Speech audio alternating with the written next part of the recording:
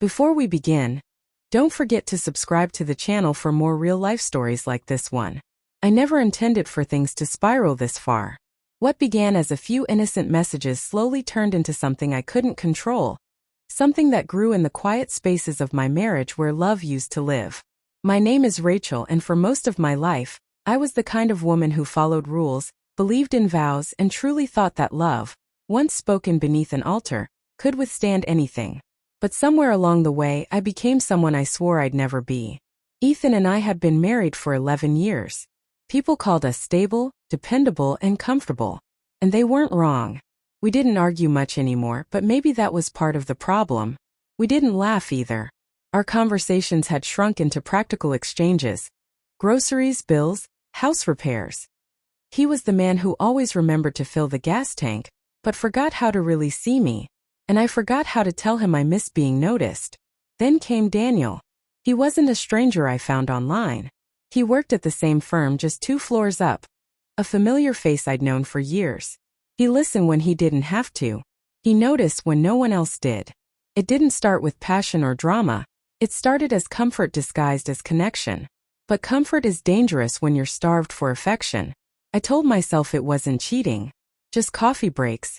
Then late lunches, then messages that went too far. One night, while Ethan fell asleep on the couch with the TV humming softly, I sat in our bedroom, heart pounding, staring at my phone. Daniel had texted, "I wish you could just tell him. I hate sneaking around." That was the first time guilt outweighed desire. I typed back, "I'm ending it tomorrow. I can't do this to him anymore." And I meant it. The next day, I asked Daniel to meet me at the small apartment he rented downtown. My plan was simple. End things quietly, cleanly, without chaos. Ethan didn't need to know. I thought I was protecting him from the kind of pain that breaks people. The sky that morning was gray and heavy, as if even the world disapproved. I parked 2 streets away, my hands trembling on the steering wheel. Inside, Daniel greeted me with that familiar, gentle smile that once made me feel alive. But that day it only made me feel small. "I can't do this anymore," I blurted before he could close the door. "He doesn't deserve this." Daniel looked at me, hurt, confused, maybe a little angry. "Rachel, you think ending it like this fixes anything? You think you can just erase me?" I swallowed hard. "I'm not erasing you. I'm trying to stop the bleeding before it gets worse." He ran a hand through his hair and stepped closer. "So that's it? After everything?" Before I could answer, the sound of the doorknob turning froze us both. My heart stopped. I thought it was the landlord, or maybe a neighbor, until I heard his voice. "Rachel." It was Ethan. I turned slowly, disbelief tightening in my stomach. He stood there in the doorway, eyes scanning the room, the 2 coffee mugs, Daniel standing too close, and the guilt written all over my face. He didn't yell. He didn't move. He just stared, as though his mind was trying to catch up with what his eyes already knew. "How long?" His voice was calm, too calm. "Ethan." "How long?" he repeated. I could have lied. I could have said it was nothing, that he misunderstood. But looking at the man who had loved me in his quiet, awkward way, I couldn't. 6 months, I whispered. The silence that followed was unbearable. Not anger, not heartbreak. Just the sound of something ending. He nodded once, slowly, as if confirming what his heart had already known. Then he turned and walked out. No shouting. No demands. Just the soft click of the door closing behind him. That was the last time I saw my husband's face before everything fell apart. For 3 days there was nothing. The house was silent. His side of the bed untouched. His toothbrush gone. His clothes, his watch, even his wedding ring disappeared. I called once. Then twice. No response. And honestly, I didn't blame him. I had built this wreck myself. Still, every night I found myself listening for his footsteps, hoping for the sound of keys at the door, or that quiet sigh before he'd say, "I'm home." But that sound never came. The first message was from his lawyer. A polite, distant email about separation terms. No anger. No questions. Just formality. That hurt more than anything else. He wasn't punishing me, he was erasing me. Cleanly, efficiently.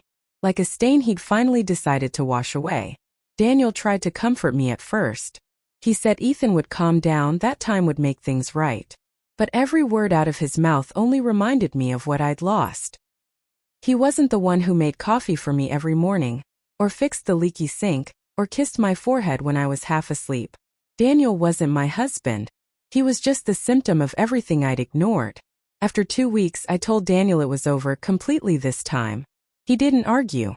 Maybe he finally realized that what we had wasn't love. It was just an escape. I thought about writing Ethan a letter. I even started one. You didn't deserve what I did. I thought I was protecting you from pain by keeping secrets, but all I did was multiply it. But I never sent it. Some things can't be repaired with an apology, and I'd already lost the right to ask for forgiveness. Months passed.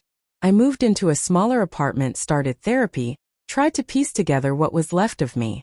But guilt doesn't fade easily. It lingers like a shadow waiting in every quiet room. I'd catch myself setting 2 plates at dinner or reaching for my phone to share something funny with him. Old habits are cruel reminders of what used to be yours. One evening I saw him again by accident. At a grocery store of all places. He was in line holding a basket of simple things: milk, bread, apples. He looked different. Lighter. When his eyes met mine, there was no anger, just calm recognition. "Ethan," I said softly. He nodded. "Rachel." I wanted to tell him I was sorry again, even though he'd probably replayed enough apologies in his mind to last a lifetime. But the words stayed trapped. "How have you been?" I asked instead. He paused, then said one word: "Peaceful." Such a small word, but it broke me. I forced a smile. "I'm glad." He paid for his groceries, thanked the cashier, and walked out. I waited, hoping he might glance back just once. But he didn't. And maybe that was his final act of love, letting me live with what I'd done, without offering the comfort of closure. As I walked home that night, I thought about that day in Daniel's apartment. The day I told myself I was ending the affair to protect Ethan from pain. How arrogant that was. Pain doesn't disappear when you hide it. It waits. It grows. It finds its way out sooner or later. Now I understand. Love isn't destroyed by anger. It dies quietly, from neglect, from silence, from the moments you stop choosing the person beside you. I stopped choosing Ethan long before I betrayed him. The affair was only the final proof. Sometimes I still dream about our old house. I see him sitting on the couch, reading, the TV murmuring in the background. I see myself walking in, standing behind him, wanting to say something, anything to bring us back. But in the dream, like in life, he never turns around. And when I wake, it's to an empty room, the sound of rain against the window, and one haunting thought repeating in my head. I tried to end the affair in secret to spare him pain. But all I really did was teach him how to live without me.